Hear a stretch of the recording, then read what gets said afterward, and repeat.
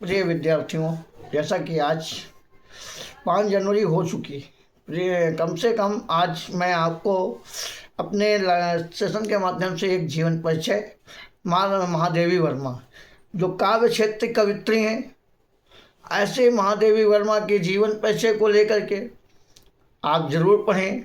100% दावा है कि महादेवी वर्मा हाई स्कूल और इंटर दोनों में काव्य खंड के जीवन परिचय में निश्चित रूप से आएंगी। हाई स्कूल का विद्यार्थी केवल जीवन परिचय और रचनाएं लिखता है, लेकिन इंटरमीडिएट में सामान्य हिंदी और साहित्यिक हिंदी में थोड़ा डिफरेंस है।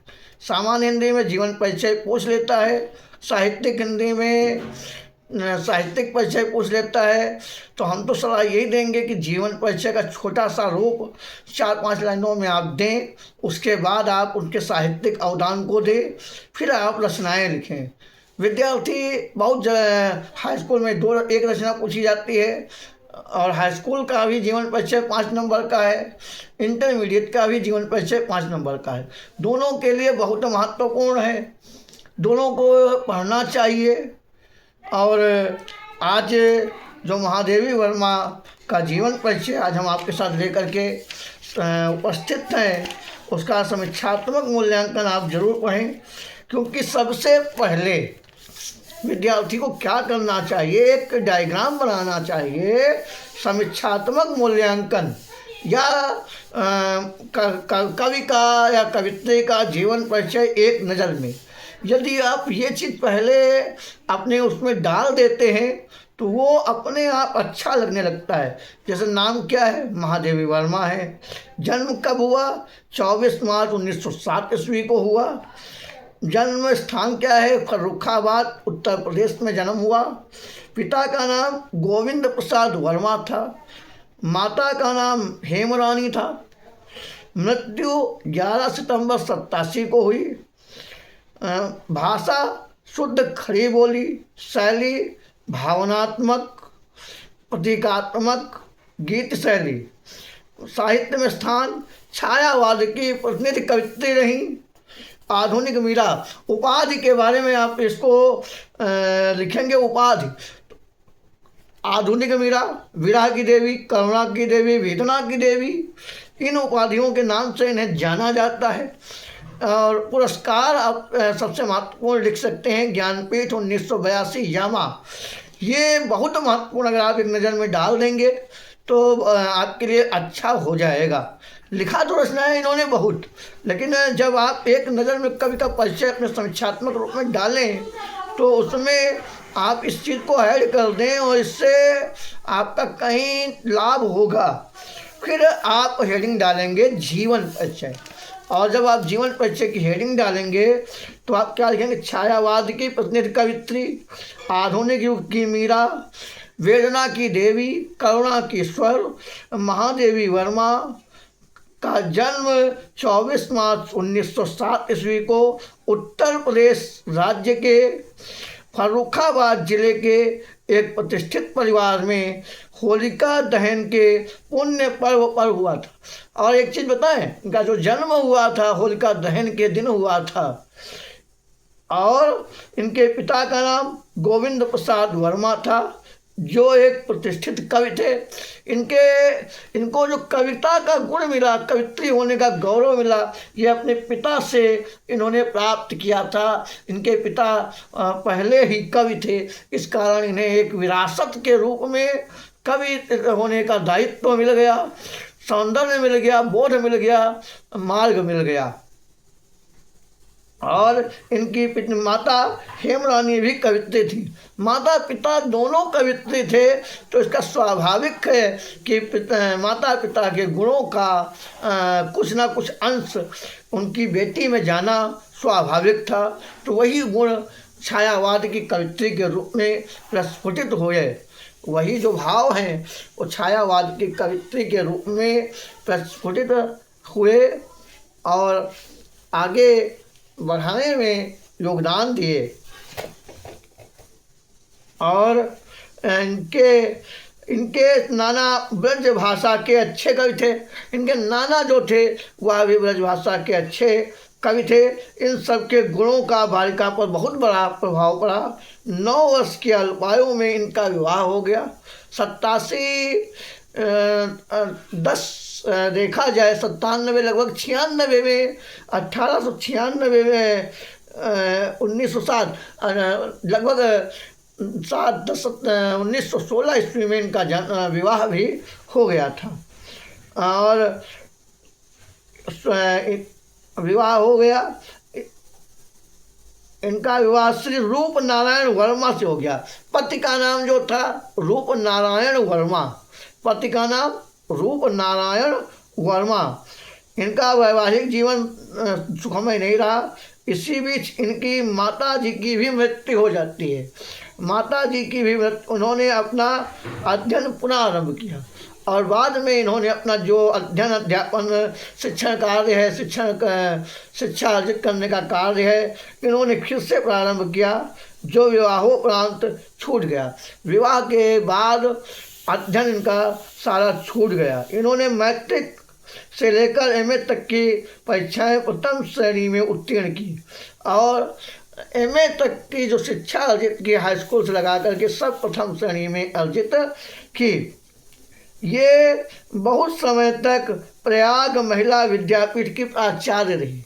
बहुत महत्वपूर्ण लाइन है, ये कहाँ की प्राचार्य है? प्रयाग महिला विद्यापीठ की जो थी प्राचार्य रही। उत्तर प्रदेश विधान परिषद की सदस्य भी रही। उत्तर प्रदेश विधान परिषद, हमारे उत्तर प्रदेश में 2 सभाएं चलती है, उत्तर प्रदेश विधानसभा, उत्तर प्रदेश विधान परिषद। ये विधान परिषद की सम्मानित सदस्य रही। ये छायावाद की एक सशक्त गीतासार के रूप में उभरी और इन्हें आधुनिक मीरा, वेदना की देवी, करुणा की देवी आदि नामों से इन्हें विभूषित किया गया।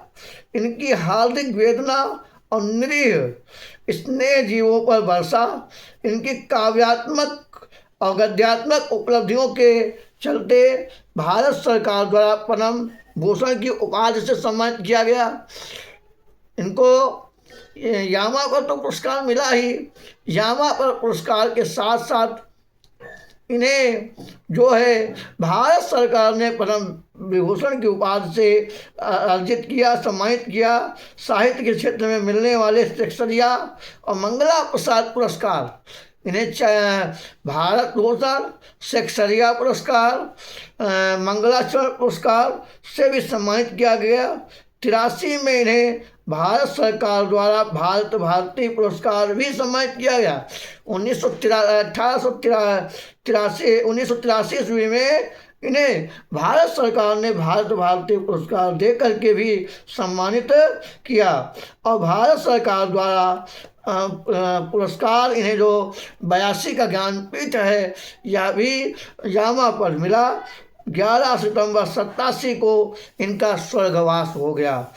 इनका स्वर्गवास हो जाने के बाद अगर बात करें तो रचनाओं की बात कर लेते हैं, क्योंकि हाई स्कूल में रचनाएं पहले पूछी जाती हैं तो हाई स्कूल का विद्यार्थी रचनाएं ढूंढता है। तो काव्य में निहार, रश्मि, नीरजा, सांध्रगीत, दीपशिखा, यामा, संधिनी, सप्तपर्णा, हिमालय, आधुनिक कवि, गद्य में अतीत के चलचित्र, स्मृति की रेखाएं, श्रृंखला की कड़ियाँ, मेरा परिवार, हिंदी का विवेचनात्मक इतिहास, ये रचनाएं इनकी जो हैं कृतियाँ हैं। सूर, तुलसी, मीरा के भावुक पदों से प्रेरित होकर के ब्रज भाषा में रचना आरंभ की। इन्होंने पहले रचना किस में आरंभ की? तो ब्रज भाषा में रचना लेखन आरंभ किया और फिर पद्य के सहारे खड़ी बोली में उतरी और पद्य के सहारे खड़ी बोली में उतरी। श्रृंगारमयी, अनुरागमयी, भारत जननी, भारत माता, तेरी उतारूं आरती माँ भारती, तेरी उतारूं मैं आरती माँ भारती जैसी कविताओं में राष्ट्र प्रेम के साथ साथ अनंत वेदना रूपी कमल के पुष्पों से अपना आंचल भरकर इन्होंने खड़ी बोली में पद्य और गद्य दोनों क्षेत्रों को सुशोभित करने का कार्य किया। दोनों ही क्षेत्र को इन्होंने अपने काव्य से सुशोभित किया। इनके गीतों में दर्द, जो इनके जो गीत थे उनमें दर्द ही था, मार्मिकता थी, टीस था, आह थी, वेदना थी, कलात्मकता थी। आज यही गुण देखने के कारण इन्हें आधुनिक मीरा भी कहा जाता है। अच्छा, आधुनिक मीरा तो इन्हें कहा जाता है। एक प्रश्न है, आदि मीरा किसे कहा जाता है? तो आदि मीरा जो है मीराबाई को कहा जाता है। महादेवी जी छायावाद, रहस्यवाद की मुख्य कवित्री हैं। इनके काव्य में छायावादी काव्य की समस्त विशेषताएं समाहित हैं। वैयक्तिकता, प्रकृति प्रेम, वेदना की परम सीमा, रहस्यात्मकता, असंगारिकता, सौंदर्य प्रेम, मानवतावादी दृष्टिकोण आदि महादेवी जी की भावनाओं पर अद्वैतवाद और दर्शन का प्रभाव भी दृष्टिगोचर होता है। प्रकृति की प्रत्येक वस्तु रहस्यमयवादी शक्ति से परिपूर्ण प्रतीत होती है। जो शक्ति से प्रतीत होती है। महादेवी जी ने प्रकृति का अनेक रूपों में चित्रण किया है। महादेवी जी ने अपने काव्य में प्रकृति का अनेक रूपों में चित्रण किया है। आलंबन, उद्दीपन, उपदेशक, पूर्व पीठिका आदि के रूप में इन्होंने प्रकृति पर मानवीय भावनाओं का आरोप करके उसे आत्मीय बना लिया है। इनके काव्य में रहस्यवाद का स्वर भी मुख्य रूप से उभर करके सामने आया है। रहस्यवादियों की तरह इनका भावुक मन कभी प्रिय हो जाता है और जो सुख का अनुभव कराता है, और कभी मान, अभिमान, अपसार आदि श्रृंगार से प्रेम करने लगता है। कभी कभी ये प्रिय मिलन की प्रतीक्षा में भी व्याकुल होकर के आध्यात्मिक जीवन का परिचय देती हैं। अपने जो आध्यात्मिक जीवन है उसका भी परिचय देती हैं। अंतर जगत में वेदना के अतुल सागर में डूबते उतरते वाली महादेवी जी चेतना के रूप में बाह्य जगत की पीड़ाओं से प्रभावित होकर के जागरण और कर्मठता का संदेश देती भी दिखाई देती हैं। भाषा की बात कर लेते हैं तो ब्रज भाषा में काव्य रचना आरंभ करने का काम इन्होंने किया था और बाद में धीरे धीरे शुद्ध, मधुर, कोमल कांत पदावली, मुक्त खड़ी बोली में काव्य रचना की। इनके काव्य भाषा में तत्सम शब्दों की अधिकता है। तत्सम शब्द क्या है? हाई स्कूल के विद्यार्थी इस चीज़ को ध्यान दें।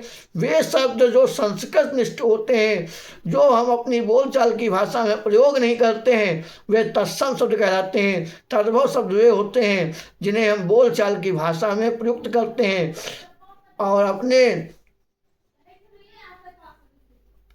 काव्य में स्थान दे देते हैं, और इसलिए वो तत्सम होते हैं जिन्हें सरसता लाने के लिए मनमाने ढंग से तोड़ा मरोड़ा गया। सूक्ष्मगत भावनाओं का चित्रण होने के कारण भाषा में लक्षणा, व्यंजना, शब्द शक्ति का मधुर मात्रा में प्रयोग किया गया।